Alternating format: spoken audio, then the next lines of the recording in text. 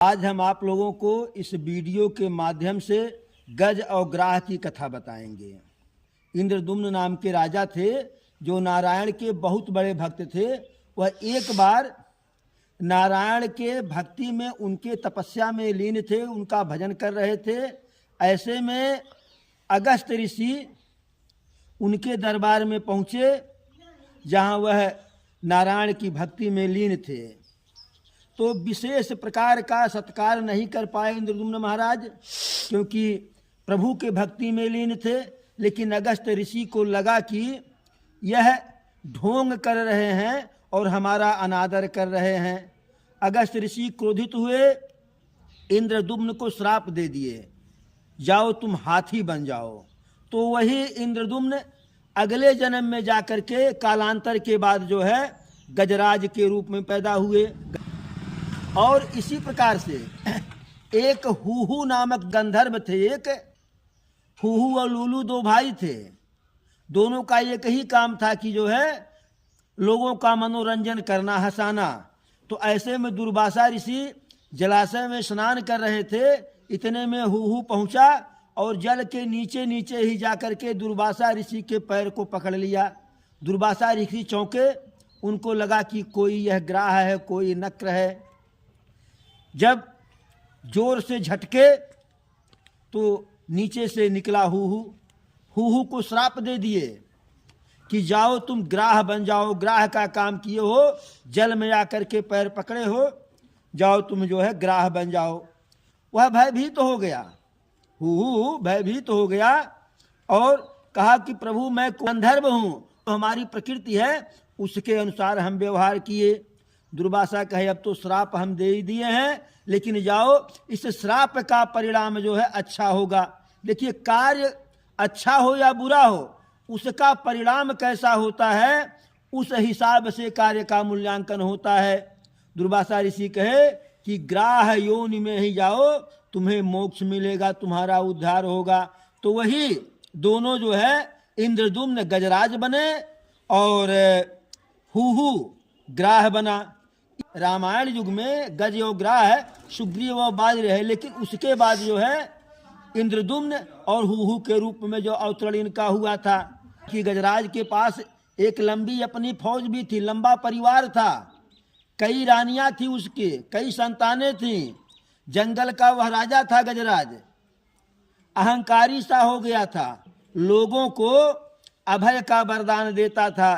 जो लोग उससे प्रणाम करते थे, उसका चमचागिरी करते थे, उनसे कहता भी था कि कोई बात होगी तो हमें बताइएगा। प्रभु को लगा है सृष्टि का नियंता मैं हूँ, लोगों की समस्या मैं दूर करता हूँ, और यह कह रहा कोई बात होगी तो बताइएगा। प्रभु कहे अच्छा ठीक है। अब गजराज गया जलाशय में स्नान करने अपने पूरे परिवार के साथ। ग्राह ने पैर को पकड़ लिया। तो जब पैर को पकड़ लिया तो बड़ा कोशिश किया, नहीं निकला।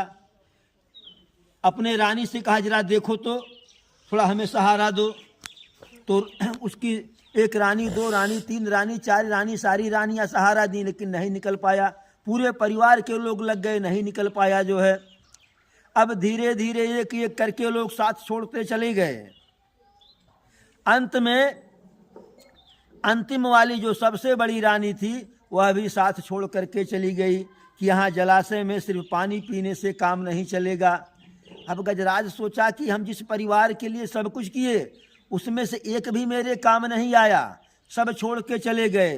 गजराज कहा कि अब तुम लोग मुझे क्या छोड़ोगे, मैं तुम्हें स्वयं छोड़ दूंगा। बेचारा अकेले युद्ध करता रहा, मल्ल युद्ध करता रहा, लेकिन जब एकदम हार गया, उसका बल पौरुष हार गया, तो वह भगवान को बुलाया। किसी का नाम नहीं लिया, भगवान को बुलाया।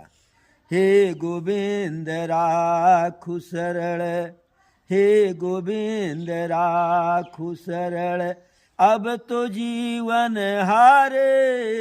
हे गोविंद राखु शरण, अब तो जीवन हारे। हे गोविंद राखु शरण, नीर पिबन हे तू गयो, नीर पिबन हे तू गयो, सिंधु के किनारे, नीर पीवन हेतु गयो सिंधु के किनारे। अब देखिए, वह जो जलाशय था इतना विस्तृत था कि सागर के जैसा था, कोई और छोर नहीं। वही कहता है, नीर पीवन हेतु गयो सिंधु के किनारे, और सिंधु बीच बसत ग्राह, सिंधु बीच बसत ग्राह, पांव धरि पछारे, हे गोविंद राखु शरण, अब तो जीवन हारे, हे गोविंद राखु शरण। चारि पहर युद्ध भयो, चारि पहर युद्ध भयो, लई गयो मझधारे, चारि पहर युद्ध भयो, लई गयो मझधारे, और नाक कान डूबन लागे, नाक कान डूबन लागे, कृष्ण को पुकारे, नाक कान डूबन लागे, कृष्ण को पुकारे, हे गोविंद राखु शरण, अब तो जीवन हारे, हे गोविंद राखु शरण। गजराज सिर्फ भगवान को बुला रहा है, किसी का नाम नहीं ले रहा है।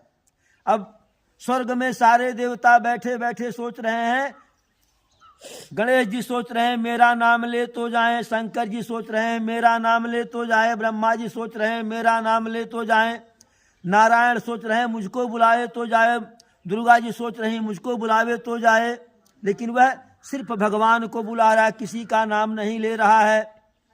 उधर द्वारिका में कन्हैया रुक्मिणी के महल में आराम कर रहे हैं, विश्राम कर रहे हैं।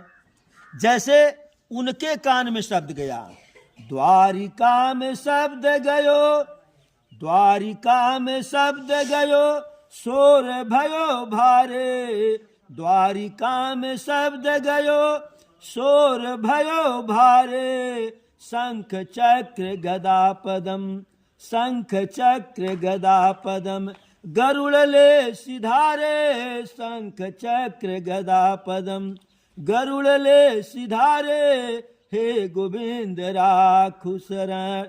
जैसे कन्हैया के कान में आवाज गई कि भगवान बचाओ, तैसे आराम कर चौंक करके कन्हैया उठे, तैयार होने लगे।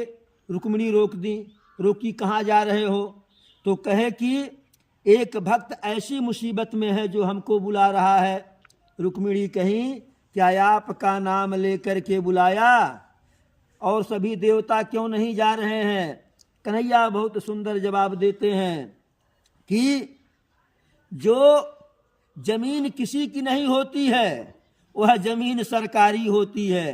तो कन्हैया कहे जब कोई नहीं जा रहा है इसका मतलब वह भगवान को बुला रहा है, तो सर्टिफाई हो गया भगवान मैं ही हूँ। तो कन्हैया वहाँ से चलने के लिए तत्पर हुए। गरुड़ से कहे तैयार हो जाओ।